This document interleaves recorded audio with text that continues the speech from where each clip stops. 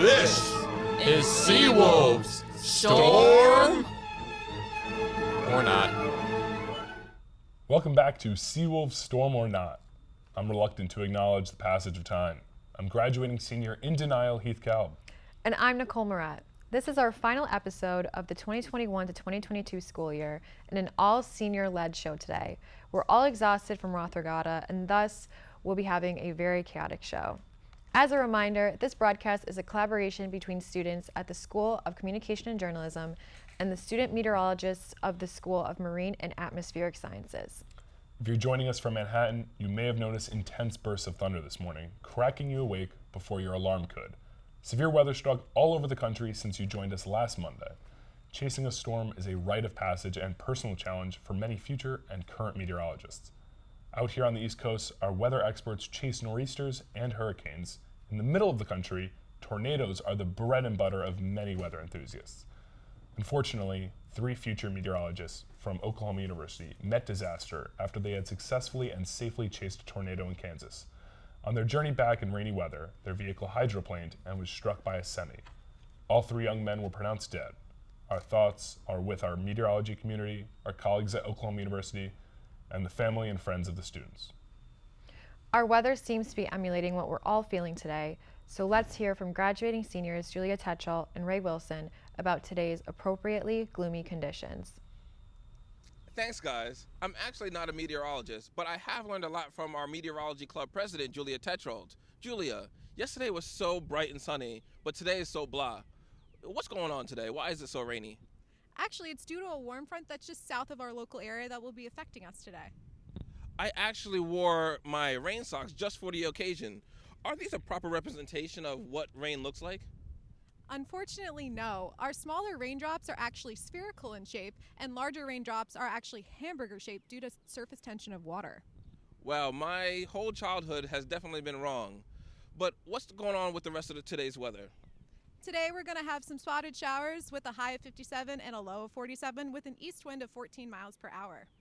Well, I cannot wait to go back inside the studio where I feel safe, warm, and dry.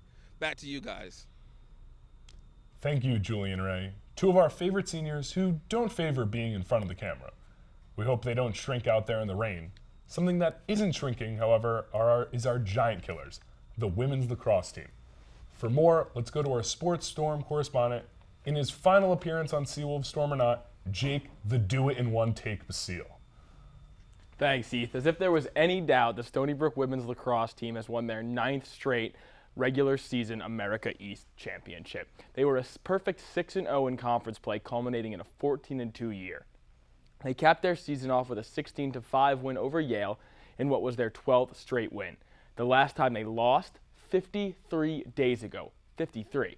The last time they scored single digits in a game, not once all season. Their defense allowed the least goals per game in the entire NCAA, and their superstar sophomore, Ellie Massera, was top 10 in the nation in goals per game. Next up is the NCAA Lacrosse Showcase on May 8th. The men's lacrosse team had an unfortunate end to their season on Saturday when they fell to Vermont. Despite an early 6-2 lead, the Catamounts clawed back and spoiled senior night for the Seawolves. Due to America East's discriminatory anti-Stony Brook policies, that's all she wrote for the men's lacrosse team. With a series win at NJIT, the Seawolves baseball team has inched closer to 500. They now have a 19-22 record. Evan Fox was the story of the weekend with 5 hits in the pair of wins. Their play within the conference placed them first in the division at 14-7, but ineligible to participate in the playoffs. Tons of baseball still remains to be played, though, with 11 games between now and May 21st. Another week of softball and another week of unbelievable performances by Dawn Bodrug. We are now calling this season the dawn of a superstar.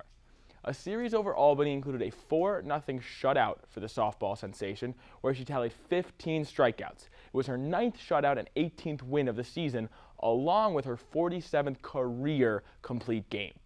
Unfortunately, the Seawolves softball team are yet another team ranked first in the America East, but ineligible for playoffs. That's ineligible due to the rules for a bunch of, as we like to jokingly call, sports bureaucratic pinheads. Next up, UMass comes to town on Wednesday. Back to you guys at the desk. Thanks, Jake. Did you have a good time doing the live announcing for Roth Regatta last week, Heath? I did, Nicole. I was so relaxed after the regatta that I had time to consider ways that Stony Brook students could save some money. Here's what I made to explain it. Roth Regatta proved a stress reliever for Stony Brook students this week, but after all the fun is over, they go back to their ordinary worries. And what's bugging them now? Gas prices. Cry because it's so expensive. Since this academic year began, New York State gas prices have increased 29.85%. And the hardest hit? Our commuter students. This is South P parking lot, where thousands of Stony Brook University commuter students come to park and take the bus to class every day. These students are doing this for financial reasons. Housing is very expensive nowadays. But are these students really saving money in today's age where gas is extremely expensive? It's very expensive. I come here like 4 times a week, and I live like an hour away. Price hikes are changing students' habits. I have been driving less, and every time I go to my car, I think, do I really need to go out? I just don't really go anywhere. I just come to school and I go to work, and that's it. And who's to blame? Everyone seems to have a different villain. Our prices are rising because of Putin's action. There isn't enough supply. And the bottom line is, if we want lower gas prices, we need to have a more oil supply right now. Others are lashing out at evil corporations. And it's not the moms and pops who run these gas stations who are at fault. It's their corporate parent. Last year, listen to this, the 25 top oil and gas companies reported $205 billion in profit. Maybe after the regatta, Stony Brook administration will think of making a canal. That way, students can paddle their way to class for free. Oh, so we're turning Stony Brook into Venice. We have the Long Island Sound, the Atlantic Ocean, and now all we have to do is wait for our president to dig some canals. Venice is, after all, quite romantic. Speaking of romantic places and people, let's turn to meteorologist Deshaun Heartthrob Robinson, which a recent survey says is a fan favorite of middle-aged moms everywhere. Deshaun, will you be making mothers everywhere even happier with some delightful weather for Mother's Day on Sunday? Well, Heath, I have a date with Mother Nature, and it's going to be a wet weekend, so you know what that means. Looking into the 7-day forecast, it's going to be a rather wet and gloomy week.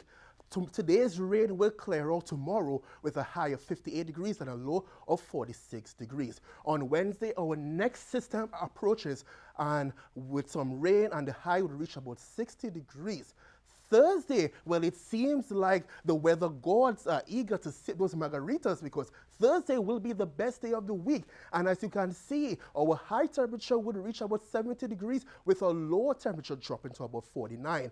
On Friday, our next system arrives with some rain, and this rain will continue into the weekend. So for you mothers out there, it's going to be a weather for 2 weekend. Back to you at the desk.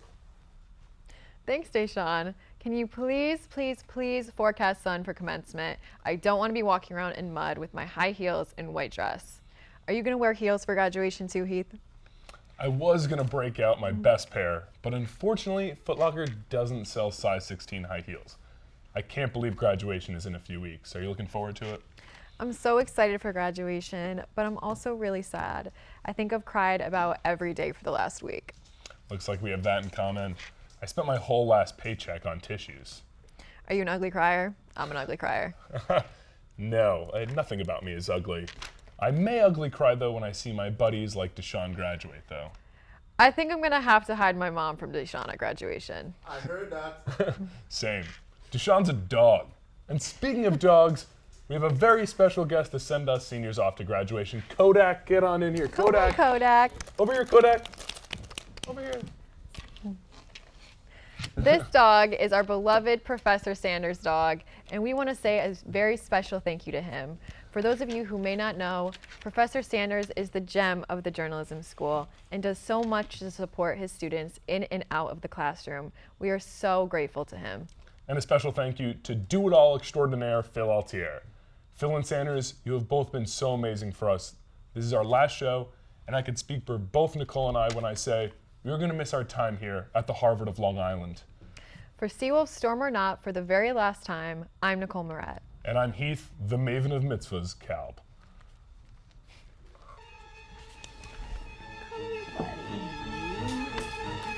This is Seawolves Storm.